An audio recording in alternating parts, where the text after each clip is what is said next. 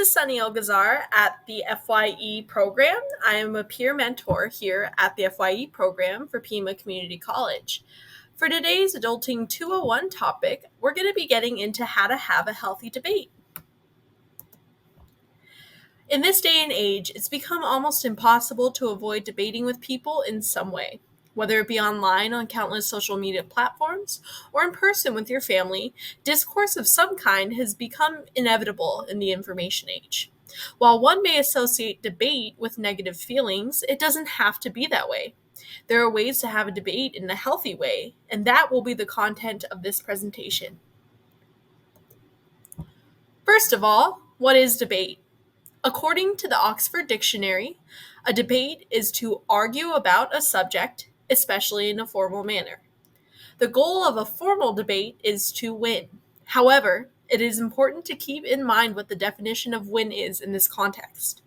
While this may be subjective as people have different ideas as to what constitutes winning, it is best to view winning at an informal debate as convincing the opposing party that you have valid points to your side. It does not necessarily mean convincing them to agree with your position or point of view. Why is a debate important? According to studyinternational.com, there are many benefits to debate. Some of these include becoming a better critical thinker. Debating gives you the opportunity to think about things rationally and critically and think about things in your life with more nuance. Confidence boost. Debating well can help bring a confidence boost to you as long as it is done respectfully. It can even help you to feel ready to take on larger challenges in your life. And being more socially conscious. Debating requires you to research on social issues and practice empathy, which help you build skills that will allow you to relate better to people in your life. Now we're going to be getting into how to have a healthy debate. Knowing what debate is and why it is important, we will now be getting into how to do it in a healthy and respectful manner that can be educating for all parties involved. Wellness has 6 tips for a healthy debate, which will be the contents for the next following slides. Tip 1. Do your homework. It is imperative to be well researched before you enter a debate.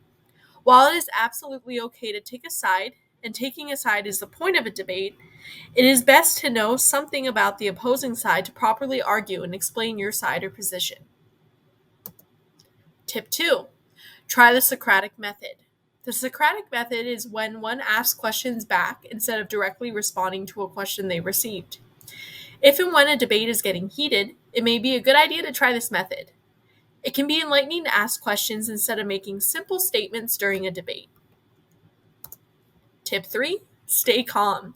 While it can certainly be easy to get angry and heated when one feels like their ideals are being challenged, it's important to keep in mind how imperative it is to stay calm.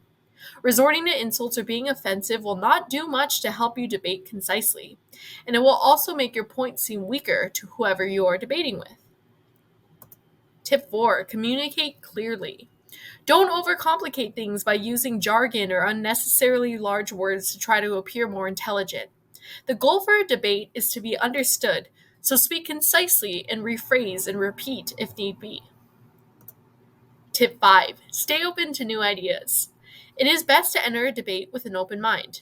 While it's definitely all right to stick with the opinion you entered the debate with, it's always useful to have a mind willing to learn about other viewpoints. We can always afford to learn more.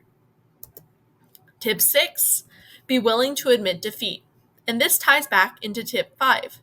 As humans, we are constantly growing and changing and can always afford to expand our mindset and worldview. Release a need to win and instead use debate as an opportunity to both educate and learn. A lot can be learned if you enter a debate prioritizing learning instead of winning. With these tips as a backbone, having debates with the people in your life will be much more productive and, most importantly, healthy. Since debates have become much more common and arguably necessary nowadays, it's good to keep a healthy mindset around them. Thank you so much for listening to my presentation, and here are my citations. Have a good one.